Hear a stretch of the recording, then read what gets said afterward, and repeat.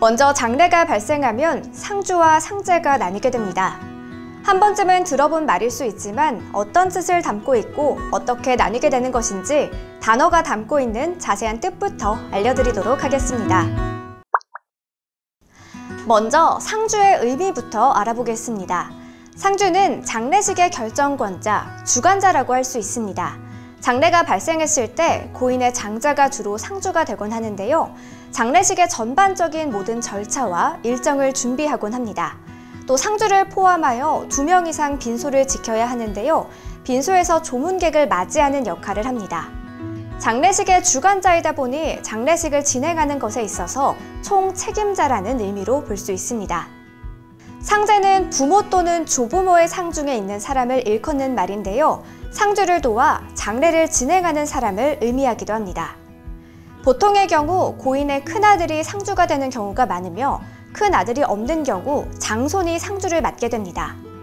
남성의 자녀가 없을 경우 일반적으로 사위나 혹은 친인척 중 한 명의 남성이 상주를 맡게 됩니다.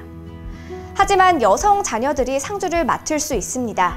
상주는 가족들 상황에 맞게 자유롭게 정할 수 있습니다. 이렇게 장례식장에는 상주와 상제가 나뉘는데요. 그들의 왼쪽 팔에 검은 줄이 그어져 있는 완장을 차고 있는 모습을 볼 수 있습니다. 완장의 검은 줄은 부모님을 오래 모시지 못한 죄를 뜻한다고 합니다. 완장도 똑같은 형태의 완장이 아닌 각기 다른 형태의 모습을 띠고 있습니다. 완장의 차이만 알고 있어도 상주와 상제를 쉽게 구분할 수 있는데요. 먼저 상주와 상제, 복인 이렇게 3가지 완장의 종류를 나눠볼 수 있습니다. 우선 상주는 2줄이 있는 완장을 차게 됩니다. 주로 고인의 아들이나 사위가 차게 되고 아들이 없다면 장손이 차기도 합니다. 만약 자손이 없을 경우 혼수가 가장 가까운 분이 차기도 합니다. 상제는 1줄이 있는 완장을 차게 됩니다. 8촌 이내의 친가분들과 4촌 이내의 목의 기혼자가 착용합니다. 마지막으로 복인은 미혼자와 손자들이 착용합니다. 혹시 주변에 장례가 발생했거나 현재 장례 상담 혹은 장례 비용이 걱정되신다면 영상 하단에 있는 더보기란 블로그 링크를 통해 자세히 알아보실 수 있습니다. 이렇게 완장의 의미만 알고 있어도 장례식장에서 쉽게 상주와 상제를 구분할 수 있습니다. 또한 완장의 위치도 성별에 따라 차이가 있습니다. 고인이 남성분인 경우 왼쪽에 완장을 차고 반대로 여성분인 경우 오른쪽에 완장을 찹니다. 앞서 말씀드린 머리에 리본을 다는 여성의 경우에도 남좌, 여우 방식을 따르게 됩니다.